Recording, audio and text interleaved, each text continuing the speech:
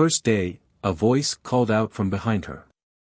She turned to find Dr. Daniel Carter, head of the hospital's pediatric oncology unit.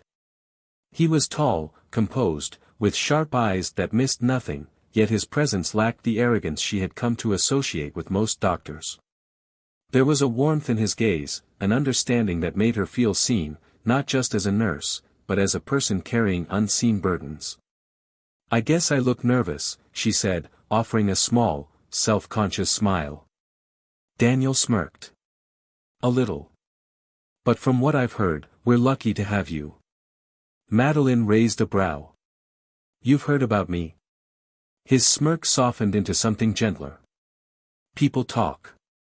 Your reputation as a nurse precedes you."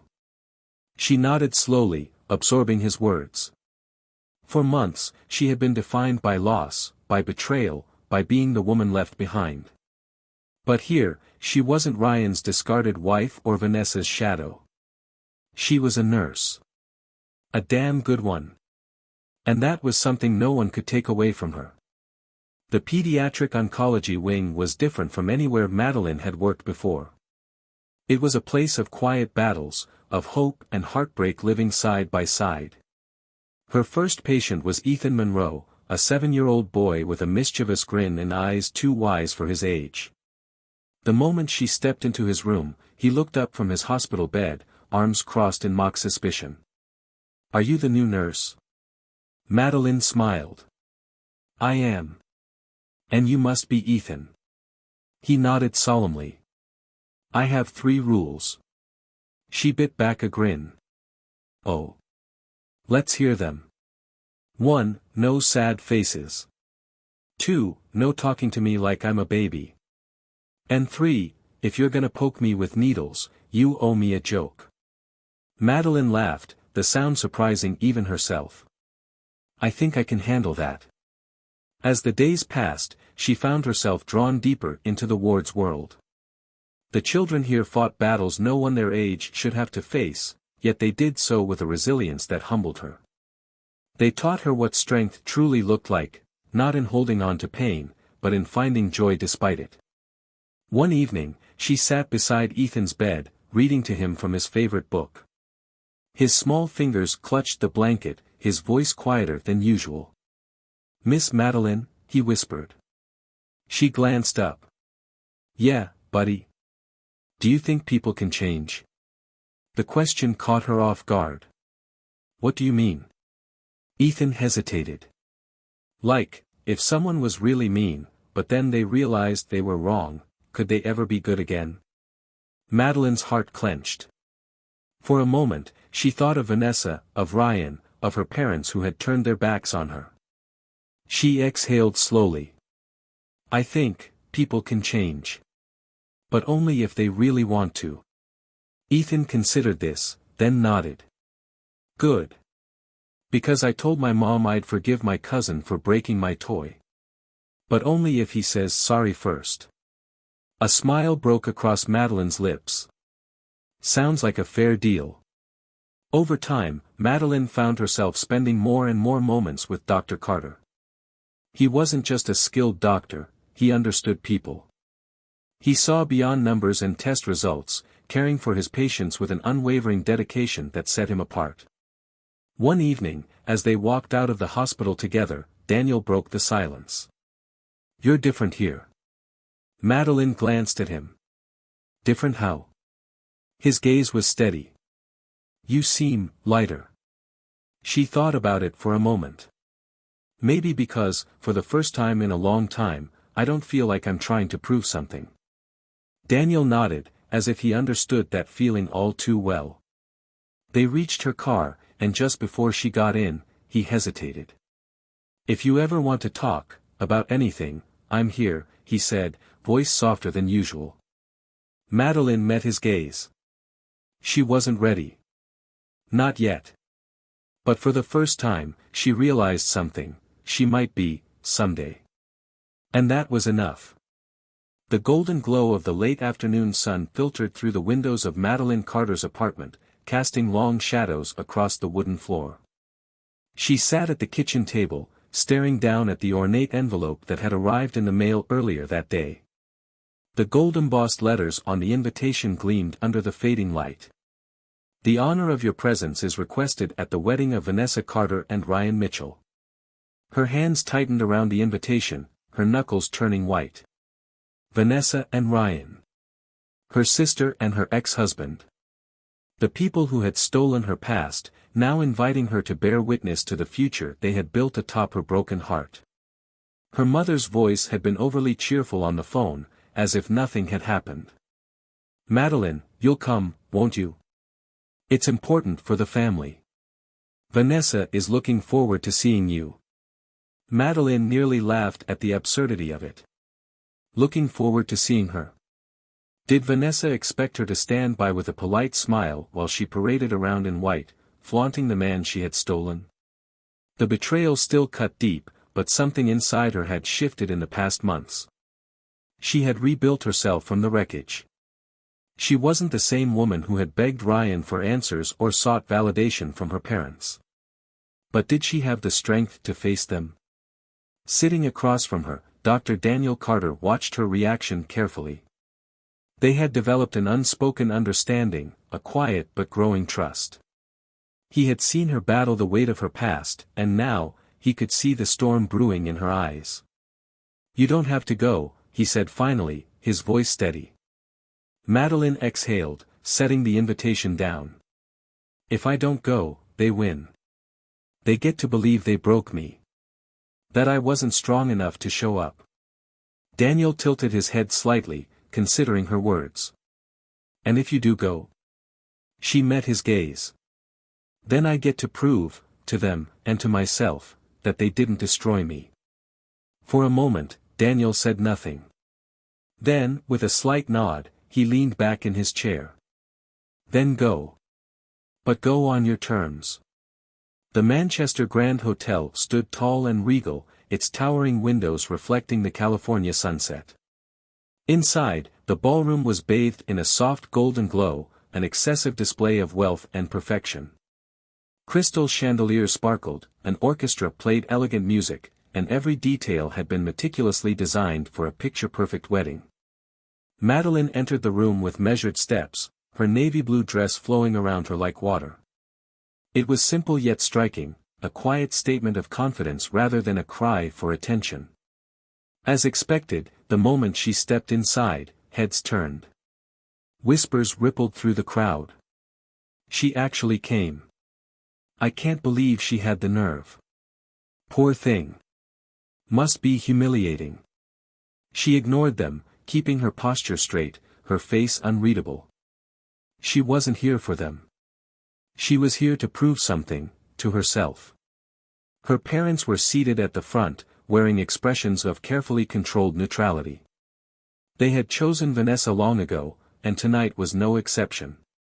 And then, there they were. Vanessa and Ryan.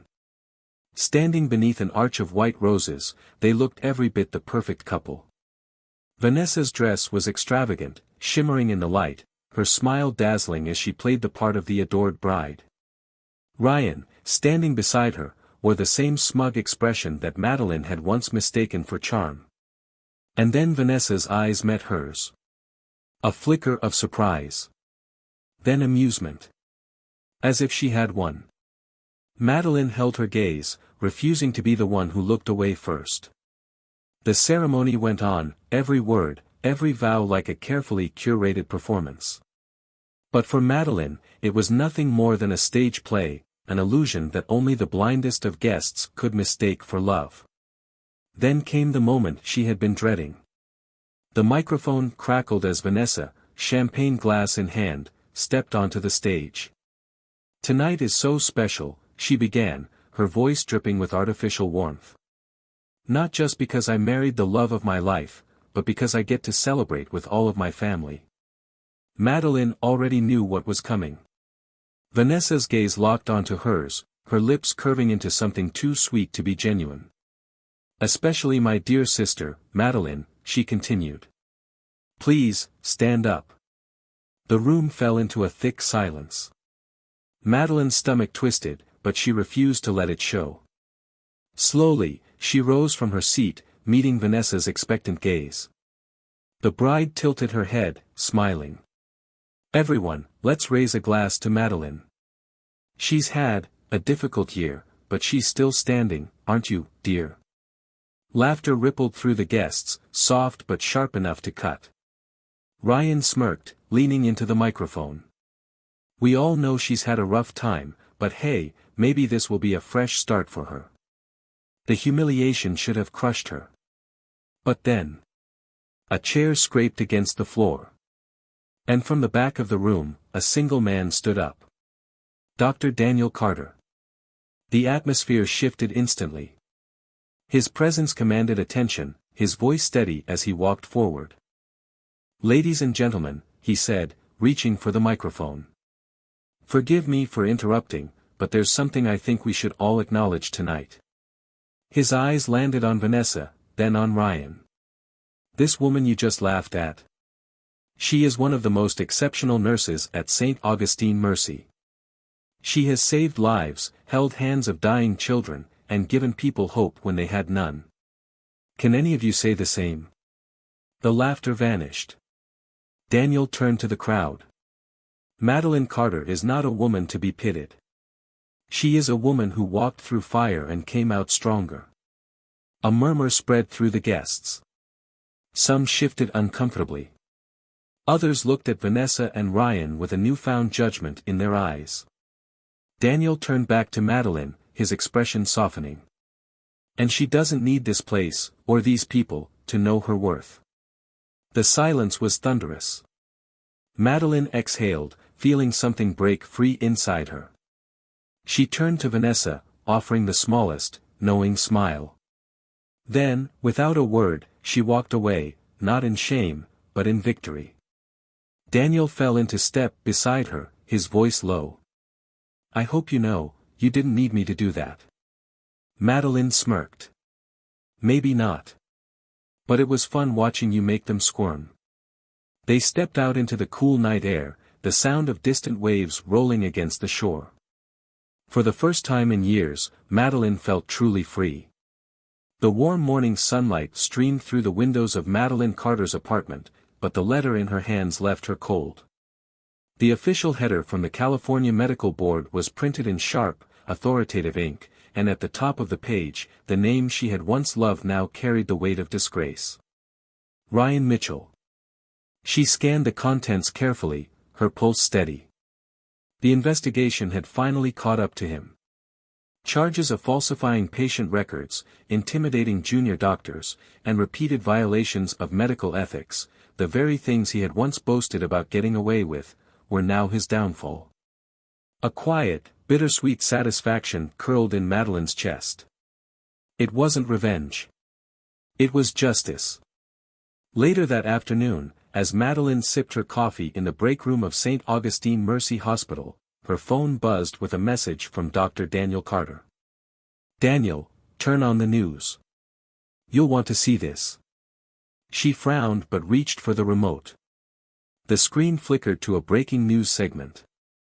Dr. Ryan Mitchell under investigation for gross medical misconduct, hospital board to take immediate action. The anchor's voice filled the room.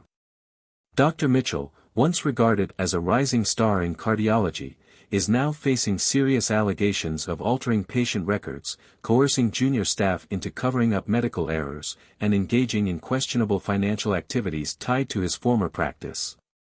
The camera cut to a footage clip outside the hospital, where Ryan was seen pushing past reporters, his face a mask of barely controlled panic. "Dr. Mitchell, do you have a statement?" one reporter called out. Ryan muttered something unintelligible before slamming the car door shut, his hands gripping the steering wheel so tightly that his knuckles turned white. Madeline exhaled slowly. So it was real. For months, she had poured herself into her work, choosing to heal rather than hate. But fate, it seemed, had delivered its own kind of reckoning. She should have felt triumphant. But she only felt free. If Ryan's downfall had been swift and clinical, Vanessa's was a public spectacle. It began with whispers, subtle, cautious murmurs among San Diego's high society circles. The same people who had once flattered her, fawned over her, envied her life, they had turned their backs the moment she became a liability. The final blow came with the tax fraud investigation. Vanessa's once thriving beauty empire, Luxe Beauty Spa, was under audit for financial mismanagement, embezzlement, and fraudulent business practices. Madeline sat in her office when she received a text from Maggie, her closest friend at the hospital. "Maggie, your sister made the news. Again. And it's not for a social gala this time." Madeline hesitated before clicking on the link. The article was ruthless. Vanessa Carter, owner of Luxe Beauty Spa, is now facing allegations of misappropriation of business funds, misreporting income, and illegally transferring assets to offshore accounts. The state's Financial Fraud Division has launched a full-scale investigation. She scrolled further, pausing at the attached image, Vanessa being swarmed by journalists, shielding her face with oversized sunglasses, her once confident stride replaced by hurried, uneven steps. The woman who had once lived for the spotlight was now running from it.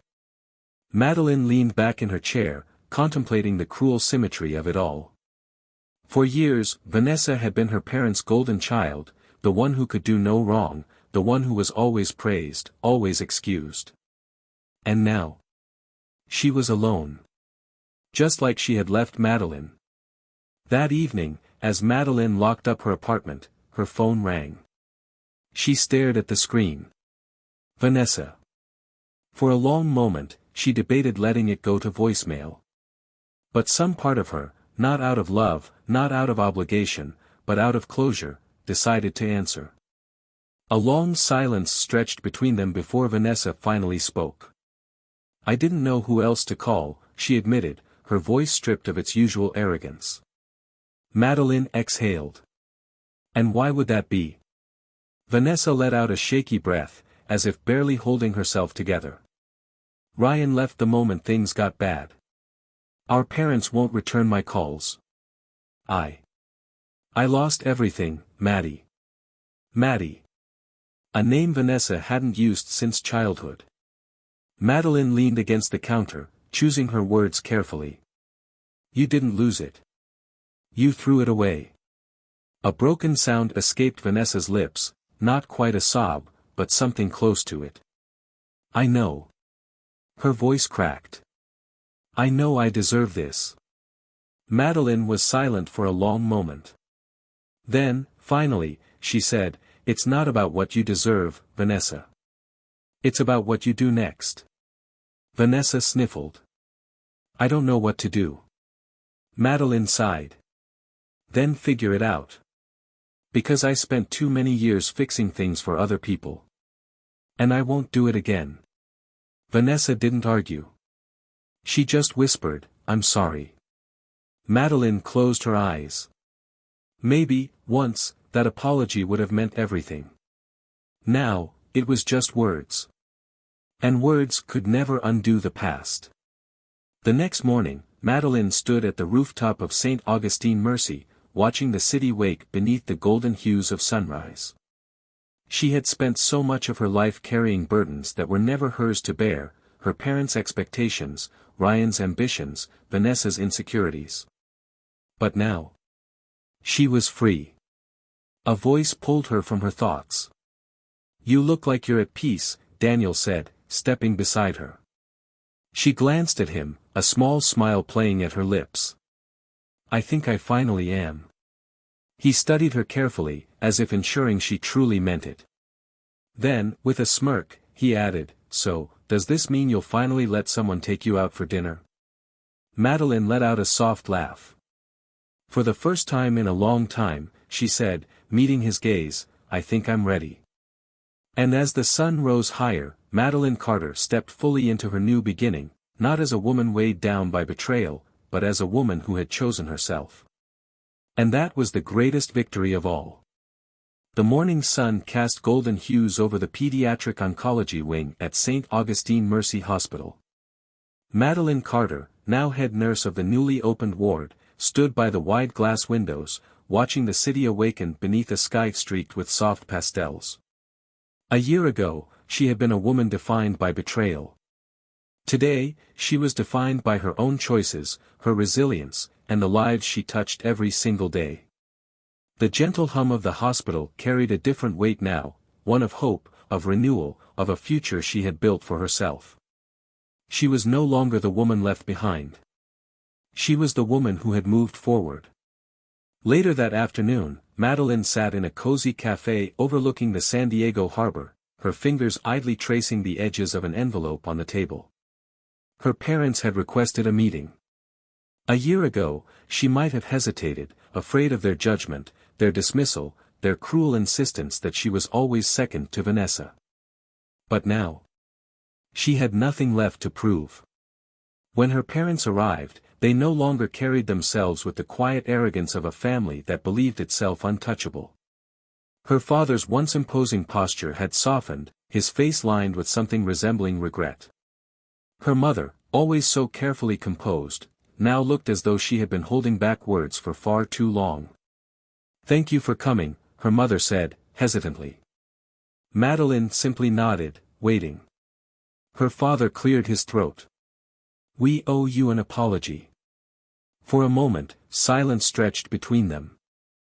Not just a pause, but the weight of decades of neglect, favoritism, and wounds left unacknowledged. Her mother took a deep breath, the kind that seemed to cost her something real. "We were wrong. About so many things." Madeline set her cup down. "You'll have to be more specific." Her father exhaled heavily. "About how we treated you. About how we ignored what you gave, how we failed you." Madeline studied them carefully. For the first time, there was no dismissal, no excuse, no attempt to justify their past mistakes. Just accountability. "We know Vanessa is struggling," her mother continued. "And for the first time, we see it. We see everything. What we did to you, how we enabled her, how we hurt you." She swallowed hard, her voice barely above a whisper. "And we are so sorry." Madeline sat back, considering their words. A year ago, she would have longed for this moment, an acknowledgement that she had not imagined their cruelty, that she had not been unworthy of love. But the truth was, she no longer needed it. "I appreciate you saying that," she said finally. "But you have to understand something." She met their eyes, her voice unwavering. "I am happy now. Not because of you, not despite you, but because I finally chose myself." Her mother's lips trembled. Her father gave a small nod, as though accepting that this was the best they would get, and that they had no right to ask for more. "That's all we ever wanted for you," he murmured. "To be happy." For the first time, Madeline felt no resentment, only a quiet, distant acceptance. She had stopped chasing their validation long ago. That evening, as the city lights flickered to life, Madeline found herself standing on the rooftop of the hospital, breathing in the cool ocean breeze. It was a place she had come to so many times before, to think, to grieve, to piece herself back together. Tonight, she wasn't alone. Dr. Daniel Carter stood beside her, his presence steady, grounding, familiar. "How did it go?" he asked, his hands tucked into his coat pockets. She let out a slow breath. "Better than expected. Worse than it should have been." He nodded knowingly. "That's usually how closure works." Madeline turned to look at him, really look at him. For months, he had been there, never rushing her, never demanding space she wasn't ready to give. He had simply existed beside her, steadfast and patient, offering her the kind of trust she had never known before. And for the first time, she was ready. "You once told me that maybe it was time I let someone fight for me," she murmured. Daniel smirked slightly. "I did." Madeline took a deep breath, the final weight of the past slipping away. "I think I'm finally ready to let that happen." Daniel didn't move closer, didn't rush to claim victory. He simply held out his hand. Madeline hesitated, not out of fear, not out of uncertainty, but because for the first time, she understood the weight of this choice. Then, slowly, she took it. And just like that, she stepped into a future that was no longer defined by betrayal, but by healing, love, and the unwavering certainty that she was finally, completely, free. At its core, this story delivers a powerful message about self-worth, resilience, and the true meaning of love and justice. It reminds us that betrayal does not define us, how we rise after it does. Madeline's journey from heartbreak to healing reflects a universal truth: we are not obligated to remain in spaces that diminish us. The story also highlights the importance of choosing oneself, of recognizing when it is time to walk away from people who do not value us and embracing those who truly see our worth. Forgiveness is not about excusing betrayal but about freeing oneself from its burden. Moreover, it serves as a poignant reminder that family is not just about blood, but about love, respect, and accountability. Those who fail us may regret their choices, but we are not required to seek validation from them. Finally, the story emphasizes that true love is built on mutual respect, not sacrifice or endurance. The right person will never require you to shrink, suffer, or prove your worth; they will recognize it from the start. In the end, justice, redemption, and love belong to those who refuse to be broken. Hello, dear audience, I'm Alex. Today, I bring you the deeply moving story of Lauren Carter, a journey filled with pain, but also overflowing with hope, resilience, and the pursuit of justice.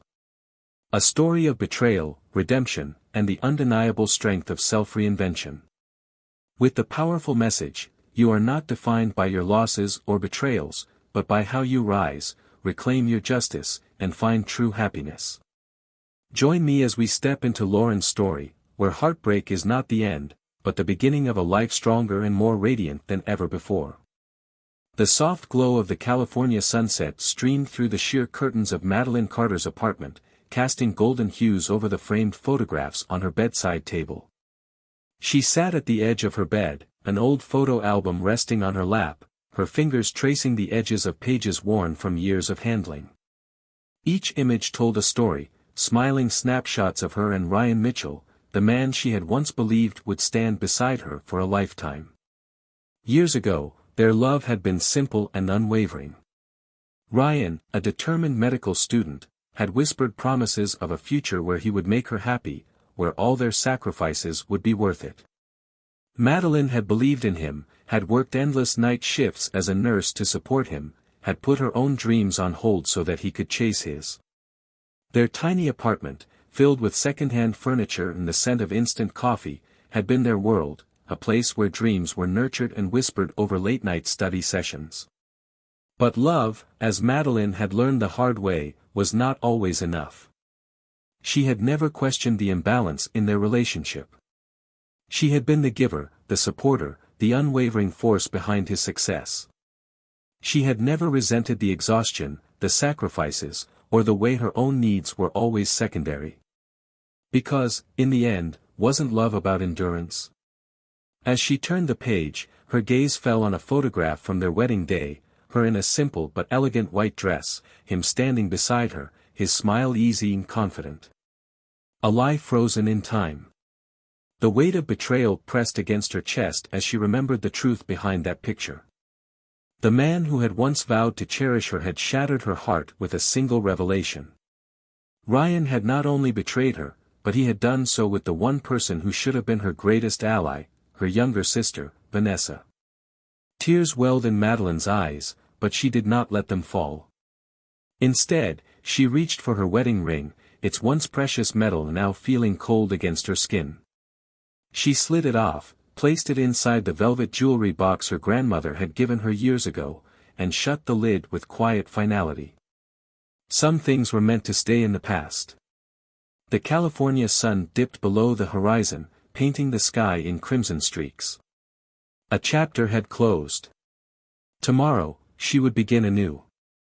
She would no longer be the woman who waited, who sacrificed, who endured. She would be the woman who reclaimed herself. The fluorescent lights of St. Augustine Memorial Hospital cast a harsh glow over the nurses' station, their steady hum blending into the distant beeping of heart monitors and the murmur of hushed voices. Madeline Carter had just finished checking vitals on her last patient of the evening when she reached for her phone, exhaustion pressing heavily on her shoulders. The long hours were familiar, almost comforting, a distraction from the quiet loneliness that had crept into her marriage over the past few months. But that night, everything changed. It started with a flicker of movement. A phone screen lighting up at the edge of the counter. Not hers. Ryan's. Left unattended, as if the universe had decided it was time for the truth to reveal itself. Madeline hadn't meant to look. But fate had a cruel sense of timing. A message preview flashed on the screen. I can't wait to see you this weekend. I miss you, my love. Her breath caught. The air in the room seemed to thin. She stared at the words, willing them to change. But they didn't. The sender's name glowed like a brand against the screen. Vanessa. For a moment, everything around her faded. The nurse's station, the ringing phones, the distant footsteps, they all became muffled echoes as her world narrowed down to that one undeniable truth. Her husband. Her sister. Together. A sharp pang coiled in her stomach. Her grip on the counter tightened, knuckles widening. No. This had to be a misunderstanding. A mistake. Except deep down, in a place she had refused to acknowledge, she knew the truth had been lingering for months. The unexplained absences. The way Ryan's laughter had become quieter around her but brighter when Vanessa was in the room. The inside jokes. The lingering glances she had brushed off. She had been blind. A voice cut through the haze. Madeline? Are you okay? She turned to find Margaret Hastings, the senior nurse and a woman who had mentored her since her residency, watching her with concern. Madeline forced a tight smile. Yeah. Just tired. But Margaret didn't look convinced. Her gaze flickered to the phone, still glowing on the counter. Whose phone is that? Madeline swallowed. Ryan's. Margaret didn't press, but something in her eyes softened. A knowing look. A silent understanding. If she had said anything in that moment, if she had asked the right question, maybe Madeline would have broken down right then and there. But instead, Margaret simply placed a warm hand on her shoulder. Take a break, sweetheart. Whatever it is, it can wait until you're ready. Madeline nodded numbly, but she knew there was no waiting. The truth had already been set in motion. That night, when Ryan walked through the door of their apartment, Madeline was waiting. The photo album was still on the bed, pages open to the life they had built together. The proof of their love, now nothing more than memories caught in glossy paper. She didn't ask him how his day was. Didn't offer him dinner like she always did.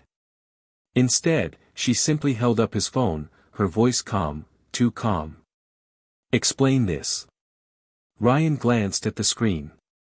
A flicker of panic flashed across his face before he masked it with something colder, defiance. Madeline, I can explain. She let out a hollow laugh. Can you? Because I'd love to hear how my husband and my sister ended up exchanging love notes like a couple of star-crossed lovers. A beat of silence. Then, the mask dropped. Look, he sighed, running a hand through his hair. I didn't mean for this to happen. Madeline's chest tightened. She had been prepared for denial. For excuses. But not this, not the quiet admission, as if it were just another inconvenience to deal with. How long? She asked, voice barely above a whisper. Ryan hesitated. A year. A year. Madeline felt as though the ground had disappeared beneath her feet. While she had been working double shifts to support him, sacrificing her time, her energy, her dreams, he had been falling in love with her sister. Bile rose in her throat. She turned away, blinking rapidly to push back the tears threatening to fall. She wouldn't cry in front of him. He didn't deserve to see her break. Was I ever enough? She asked, more to herself than to him. Ryan exhaled sharply, irritated now. Madeline, don't be dramatic. Things changed. We changed. You put everything into your job, and Vanessa. She whipped around. Vanessa what? She was just convenient. Silence. And that was her answer. The ring on her finger suddenly felt heavier than ever. A symbol of everything she had given, and everything he had so carelessly thrown away. She slipped it off. Get out, she said, voice steady. Ryan scoffed. Madeline, be reasonable. She didn't raise her voice.